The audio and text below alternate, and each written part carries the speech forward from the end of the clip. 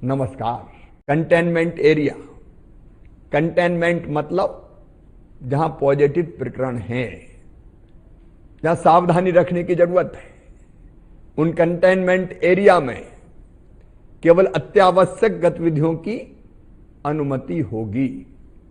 इस जोन के भीतर आना और बाहर जाना पूरी तरह से प्रतिबंधित रहेगा। ये आपकी सुरक्षा के लिए जरूरी है। आपको घरों में रहना होगा। अत्यावश्यक वस्तुओं की सप्लाई आपके द्वार पर की जाएगी। मेडिकल इमरजेंसी की सेवाएं जारी रहेगी। कंटेनमेंट एरिया में कोई उद्योग संचालित नहीं होंगे, परंतु इनके बाहर सभी स्थानों पर उद्योग संचालित किए जा सकेंगे। दोनों जोन्स में मतलब रेड और ग्रीन गतिविधियां प्रतिबंधित रहेंगी। स्कूल, कॉलेज, कोचिंग, प्रशिक्षण संस्थान, होटल, रेस्टोरेंट, हॉस्पिटैलिटी सेवाएं, cinema hall, shopping malls, gym, swimming pool, मनोरंजन पार्क, थिएटर्स, ऑडिटोरियम, सामुदायिक कार्यक्रम, सभी प्रकार के सामाजिक, राजनीतिक, खेलकूद संबंधी, मनोरंजन, अकादमिक, सांस्कृतिक, धार्मिक आयोजन और बड़ी सभाएं प्रतिबंधित रहेंगी। सभी धार्मिक स्थल, पूजा स्थल और धार्मिक सभाएं नहीं होंगी। शाम 7 बजे से लेकर सुबह 7 बजे तक लोगों का आगमन पूरी तरह से प्रतिबंधित रहेगा। ये ग्रीन जोन में भी और रेड जोन में भी। इस समय मतलब शाम 7 से सवेरे 7 तक केवल अत्यावश्यक गतिविधियों की अनुमति दी जा सकेगी।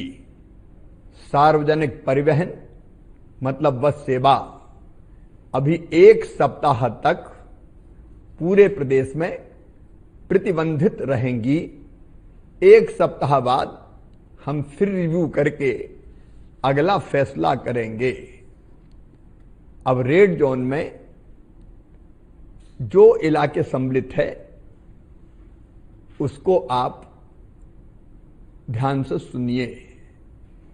इंदौर और उज्जैन संपूर्ण जिले, क्योंकि यहां शहर के अलावा भी संक्रमण है। भोपाल, बुरहानपुर, जबलपुर, खंडवा तथा देवास के नगर पालिक निगम क्षेत्र, मंदसौर, नीमच, धार व कुक्षी के नगर पालिका क्षेत्र ये रेड जोन में होंगे। इनके अलावा बाकी जिले ग्रीन जोन में होंगे।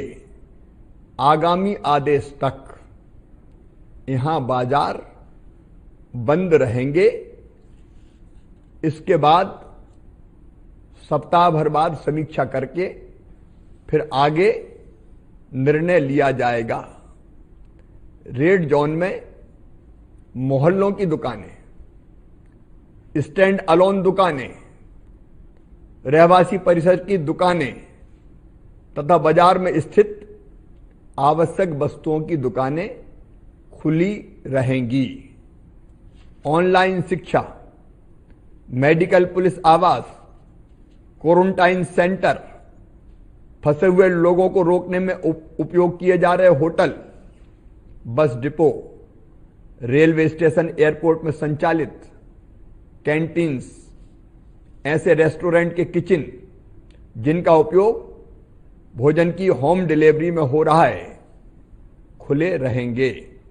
स्पोर्ट्स कॉम्प्लेक्स, स्टेडियम, यहां खिलाड़ी जाएंगे, दर्शक नहीं जाएंगे। सभी प्रकार का माल परिवहन जारी रहेगा, खाली ट्रक्स भी आवाजाही कर सकेंगे। सभी स्वास्थ्य कर्मियों और सफाई कर्मियों का आवागमन जारी रहेगा। उद्योगों के लिए श्रमिकों को लाने ले जाने के लिए बसों की अनुमति दी जाएगी। शासकीय व निजी कार्यालय 50% क्षमता से संचालित होंगे, आधी क्षमता से संचालित होंगे। ग्रीन जोन में जो दोनों जोन में प्रतिबंधित गतिविधियां हैं, जिसका मैंने पहले उल्लेख किया, होटल, मॉल्स वगैरह, सिनेमा हॉल वगैरह, उनको छोड़कर सभी प्रकार की गतिविधियां चालू की जाएंगी। मसलन दुकानें, बाजार, सब्जी मंडियां, निजी शासकीय कार्यालय, निजी वाहन से आवागमन, ये पूरी तरह से चालू कर दिया जाएगा। हां, इतना मैं जरूर कहता हूं कि यदि कोई ग्रीन जोन है, वहां पॉजिटिव केसेस बढ़ेंगे तो वो रेड जोन में आ जाएगा। और इसलिए ग्रीन जोन में आने वाले सभी बहनों और भाइयों से मेरी प्रार्थना है कि अपना जिला, अपना शहर ग्रीन जोन में बना रहे, इसलिए सावधानियां जरूर बरतें।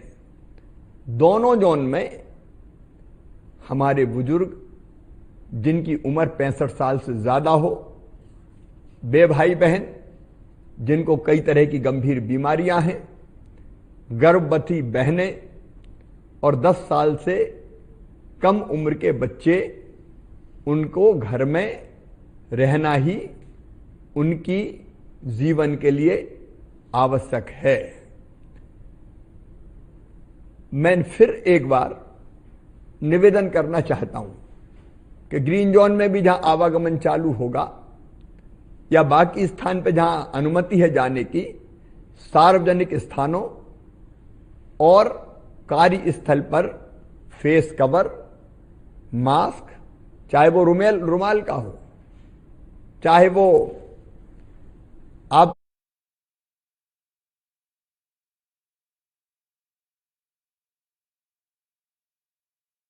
आपके अंगोछे का हो, उसको पहनना आवश्यक होगा।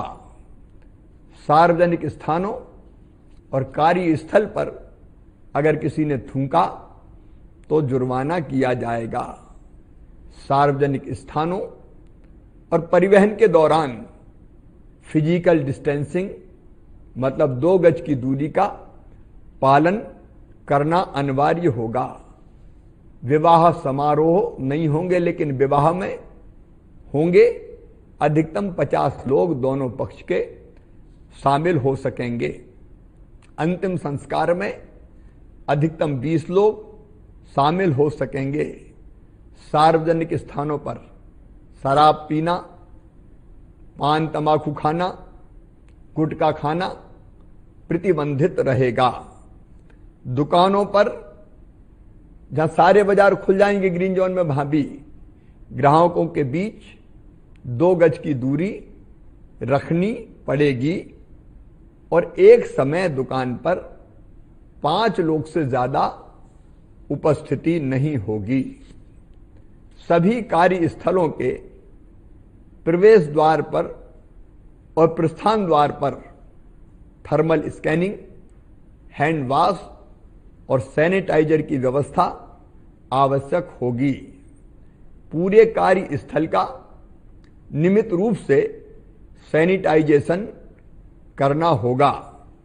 लंच ब्रेक इत्यादि के समय भी फिजिकल डिस्टेंसिंग बना के रखनी पड़ेगी।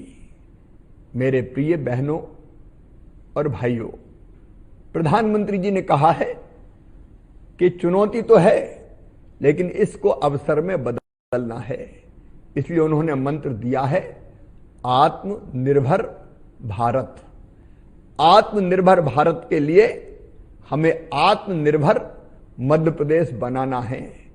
आत्मनिर्भर मध्य प्रदेश का मैं पूरा खाका तैयार कर रहा हूं और जल्दी उसका ड्राफ्ट लेके आपके सामने आऊंगा। हम आत्मविश्वास से भरे हैं, संकट से डरे नहीं हैं। हम धन की कमी की बात भी नहीं करेंगे, हम धन की व्यवस्था भी करेंगे। तेजी से हम हमारे जो ढांचा है उसको खड़ा करने के लिए बड़े व्यापक पैमाने पर कार्यों का प्रारंभ करेंगे।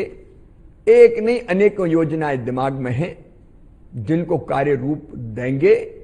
हम सब मिलके आत्मनिर्भर बनाने का संकल्प लें, पूरी सावधानी के साथ कि हमें कोविड के साथ, कोरोना के साथ जीना भी है, लेकिन आर्थिक गतिविधियां चालू रखना भी है ताकि जिंदगी की रफ्तार ना रुके और हम इस काम को संतुलित रूप से संतुलन बना के करेंगे।